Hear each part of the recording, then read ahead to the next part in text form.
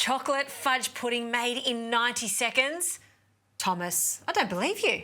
Oh, we're going to make it happen. I'll show you. The trick is we're going to use the microwave to actually cook it. So this is really super easy. Yep. Just going to start with melting some butter and a little bit of milk. And again, for this, using Lind Excellence 70%. And then also have some chopped chocolate. I might actually get you to do that. Sure. So 40 grams of chocolate we're going to chop and mix through the mixture. And 60 grams of the chocolate will melt together here with our butter and our milk. Desserts made in the microwave can sometimes work, sometimes not. I bet you've tested this many, many times. I did. So just put the milk in here as well. How's that? I love that. That's great. Then I might get you to put all the dry ingredients into this bowl. So we got some sugar, flour, baking powder, and just a bit of cocoa powder as well, just to make it a little bit richer and chocolatier as well. Okay, so the plain flour. And I just love when this just hits the bowl because it's so dark in colour and it smells fantastic. Very deep colour, isn't it? Do you add any salt to this recipe? I always tend to. Any sort of baking that I do, always a bit of salt, but just a little sprinkle will just sort of make all the difference. Great. So see, that's all nicely melted and glossy. We don't want it too hot, but what we might do now is actually get in with the eggs. So I might get you to crack those 2 eggs in there and I'll mix them in. Absolutely. One, bit of shell. Oh, good. And the second one. There we go.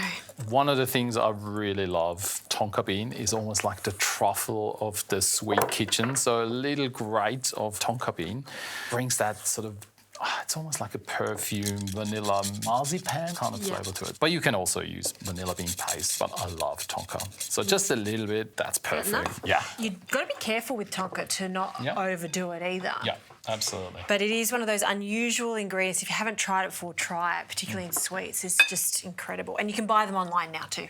Absolutely. Just grate it in like you would do truffles, or nutmeg or anything like that, So you're gradually adding in your chocolate. That's right. I'll just want to sort of slowly add this in to loosen it, and then, we can go and get the rest in. Okay. Nice. And, of course, if you're going to cook anything in the microwave, you've got to make sure you use the correct bowl. So we've got these ones that are completely microwave safe. And perfect portion, may I say. This is exactly what you want. You don't want it to be too big because it's quite rich, or too small. That's right. So these are a good size. So chocolate chips go in now? Chocolate chips can come in. Okay. And that's the last step. And again, look at this deep colour, like the Lind chocolate in that really just sort of gives it that luxury touch. Just the cocoa powder gives that beautiful sort of rich colour, but the flavour really comes from our stunning chocolate. Now, you don't need to grease this, or otherwise your guests will sort of scrape it all out with a spoon anyway. Well, that's what, we're not turning them out or anything. No, you're going to be serving it in here. There. So in there goes. It does rise because we put baking powder in it. Yes, But it's not going to be like a massive rise. So don't fill it all the way to the top? 3/4 is sort of a good measure. That's what you're after. Okay. But then what actually turns it into a fudgy pudding, we mix together a little bit of extra chocolate, some cocoa powder, and some brown sugar as well. So we just want to give it, almost think of like a creme brulee, sort of like an even sprinkle of this mixture over the top. So straight away, yes, please. Just on this one. This has already got the sugar in it, has it? That's brown sugar, chocolate, and cocoa powder mixed together. Okay. Just a thin layer. A thin layer? Yeah. No, that's good. Too much. More is more with chocolate. So sprinkle over. Lovely. There we go. And just like with the brulee, we can just sort of even it out. Yep. Is that enough? Yes, perfect.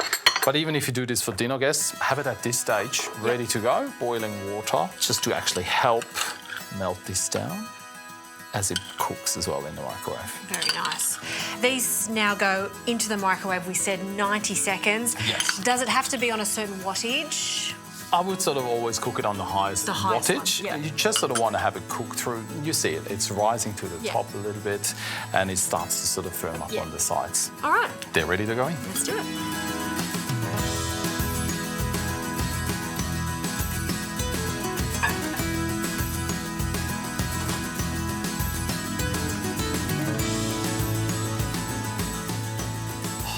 Hot, but good. They look so cute. Now, to the little secret part. So I'm going to hide the Lindor truffle inside. So just open that slightly. I wouldn't expect anything less from you. In it goes, and we just close it up like we've never been there. Wow. Put a scoop of ice cream on top of that, or a little bit of whipped cream, or just have it like this. I want to have it as is because I know the chocolate is just so good. Look how saucy that is right there. Oh, the Lindor ball, it's starting to melt. That is sensational. It is the dessert that you crave in wintertime. And 90 seconds, people, 90 seconds. Told you it's possible. Thomas, he's always got these fantastic tricks. This definitely is going to be put on my list because I just love it. And my whole family's going to love that in winter. Fantastic, thank you.